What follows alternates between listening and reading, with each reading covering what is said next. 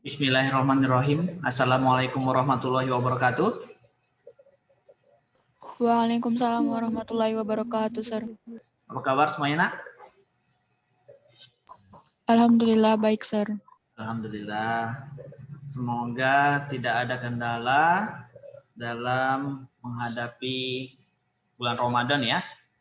Jadi ibadah kita mudah-mudahan lancar saja. Di pagi ini kita jumpa lagi untuk membahas mengenai subtopik baru, judulnya campuran, dengan saya guru pengampunya Jaman Fahmi. Indikator pembelajarannya cuma satu ya. Diharapkan setelah pembelajaran ini berlangsung kita dapat membedakan jenis campuran berdasarkan ukuran partikelnya ataupun berdasarkan pembeda lainnya. Nanti akan kita lihat apa saja pembedanya antara campuran satu dengan campuran yang lainnya. Oke, pada umumnya campuran itu bila kita lirik dari contohnya itu ada 3 ya. Ada yang namanya larutan sejati. Contohnya kalau air kita campurkan, air kita masukkan gula, kemudian kita aduk sedemikian rupa sehingga nanti seluruh gulanya larut. Yang kedua ada yang namanya koloid, ya. Contohnya air dengan kanji, atau kalau ini kita ganti contohnya itu susu ya, susu mudah-mudahannya. Itu ada di kehidupan kita sehari-hari. Kemudian yang ketiga itu suspensi. Nah, suspensi. Jadi suspensi itu contohnya kalau dalam air kita masukkan pasir. Nah, satu sisi sebenarnya air tambah kanji ini juga bisa disebut sebagai suspensi ya. Kalau nanti partikel kanjinya itu agak lebih besar. Jadi kita masuk ke yang pertama dulu ya, campuran yang pertama. Nah, apabila kita mencampurkan gula dengan air, pasti gulanya larut ya. Kita aduk ya, kita aduk terus larut. Kemudian penjelasannya dalam larutan itu zat terlarut dalam hal ini berarti gula. Itu tersebar dalam bentuk partikel yang sangat kecil ya. Sehingga tidak dapat dibedakan lagi dari mediumnya. Mediumnya ini adalah bisa kita sebut sebagai air, zat larut. Nah, dia tidak bisa dibedakan lagi walaupun menggunakan mikroskop ultra. Larutan itu bersifat kontinu, kemudian fasenya homogen ya, sudah tersebar rata zat partikel terlarut itu di antara zat partikel pelarut, jadinya dia homogen, tidak bisa terpisah lagi ya. Kemudian ukuran partikel terlarut itu kurang dari 1 nanometer. 1 nanometer itu kalau kita konversi ke satuan meter itu sekitar 10⁻⁹. Sangat kecil ya, sangat kecil. Dan larutan ini bersifat stabil, tidak memisah, tidak dapat disaring ya.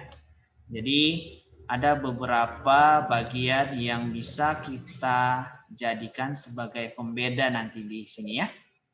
Seperti ini contohnya ya, kata-kata stabil atau tidak memisah, kemudian tidak dapat disaring, kemudian ada masalah ukuran partikel di sini ya, kemudian masalah fasa, kemudian bila dilihat dengan menggunakan alat, ya bisa nggak dibedakan? Oke, itu dia ya. Jadi contoh dari campuran satu ini atau yang kita sebut sebagai larutan ini, contohnya tadi adalah larutan gula. Zat terlarutnya itu adalah gula, pelarutnya adalah air, maka gabungannya menjadi larutan gula. Oke, gitu ya. Yang kedua, campuran kedua ya. Jika kita mencampurkan tepung terigu dengan air, ternyata tepung terigu tidak larut. Atau kalau contoh yang pertama tadi antara pasir dengan air ya, itu tidak akan larut ya. Nah, walaupun campuran ini diaduk, lambat laut tepung terigu akan memisah. Kalau kita paksa pun diaduk terus-menerus, kemudian kita biarkan beberapa saat, maka akan ada bagian yang terpisah. Yang massa jenisnya lebih berat akan berada di bawah, ya, dibanding yang massa jenisnya lebih ringan, berada di atas. Campuran ini kita sebut sebagai suspensi, ya. Campuran kedua ini berarti kita sebut sebagai suspensi. Ingat istilah-istilahnya ya, jangan sampai tidak bisa membedakan nanti. Nah, sifatnya tengok bersifat heterogen, ya, tidak kontinu ya. Yang pertama tadi kontinu, sehingga menimbulkan dua fase dia. Berarti kalau dia dua fase masih bisa dibedakan. Perhatikan ukuran partikelnya itu lebih besar dari 100 nanometer. 1 nanometer tadi berapa, Nak?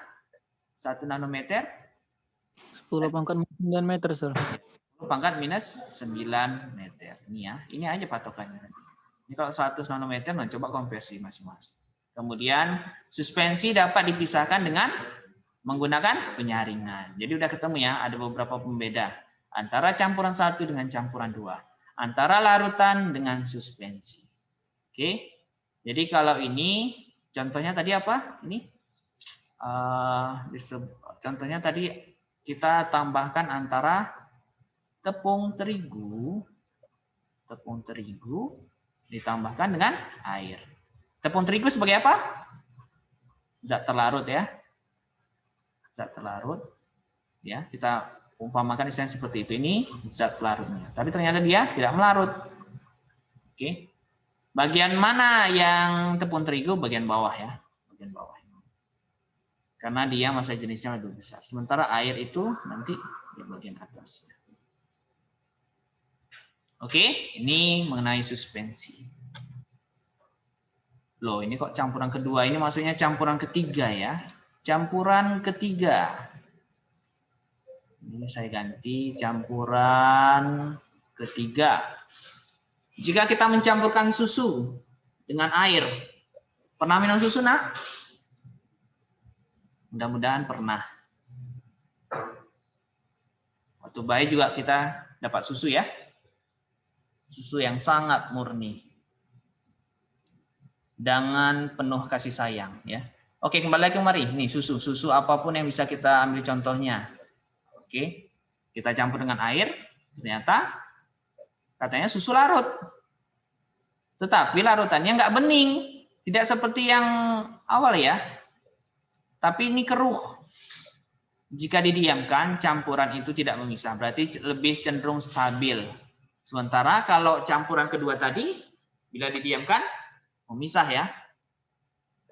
Kemudian yang ini tidak dapat disaring. Nah, hasil penyaringan tetap keruh kalaupun dipaksa. Nah, secara makroskopis campuran ini tampak homogen. Tapi katanya, jika diamati dengan mikroskop ultra, ternyata masih dapat dibedakan partikel-partikel susu tersebar di dalam air. Berarti ini perantara ya, perantaraan antara campuran 1 dengan campuran 2. Kalau kita lihat dari ukuran partikel, perhatikan ukuran partikelnya. Berada di antara 1 nanometer sampai 100 nanometer. Bagian ini disebut dengan koloid. Ya. Ini yang akan kita pelajari di bab ini. Dan seterusnya. Itu adalah mengenai koloid. Kemudian campurannya heterogen katanya. Kemudian dia dua fase. Oke. Ini tadi contohnya susu ditambah air. Nah, kalau itu. Atau kalau susu cair yang kita beli di market itu juga udah merupakan contoh koloid. Supaya menuju ke kesimpulan, kita bisa melihat dari tabel 9.1 ya. Perbandingan sifat larutan, koloid, dan suspensi. Oke, larutan tadi larutan gula ya contohnya ya. Kemudian koloid yang ukuran partikelnya berada di antara larutan dan suspensi, itu contohnya tadi susu. Ini suspensi contohnya air dengan pasir tadi ya, air dengan pasir, atau yang di sini tadi tepung terigu dengan air, atau boleh juga kopi dengan air, dan seterusnya. Kalau kita ambil kesimpulan berdasarkan pembedanya ukuran partikel dulu ya. Berarti di sini saya buat ukuran partikel. Ukuran partikel. Ukuran partikel berarti bagaimana kita membuat tanda antara larutan, koloid, dan suspensi? Lebih besar atau lebih kecil? Antara larutan dengan koloid lebih besar atau lebih kecil, Nak? Dari ukuran partikel? Lebih kecil, Sir. Berarti ini gini tandanya. Ini sub. Antara koloid dengan suspensi bagaimana? Ukuran partikelnya? Lebih kecil, Sir. Nah, lebih kecil juga ya. Berarti bisa kita ambil kesimpulan ukuran partikel koloid ya, ukuran partikel koloid itu berada di antara ini ya,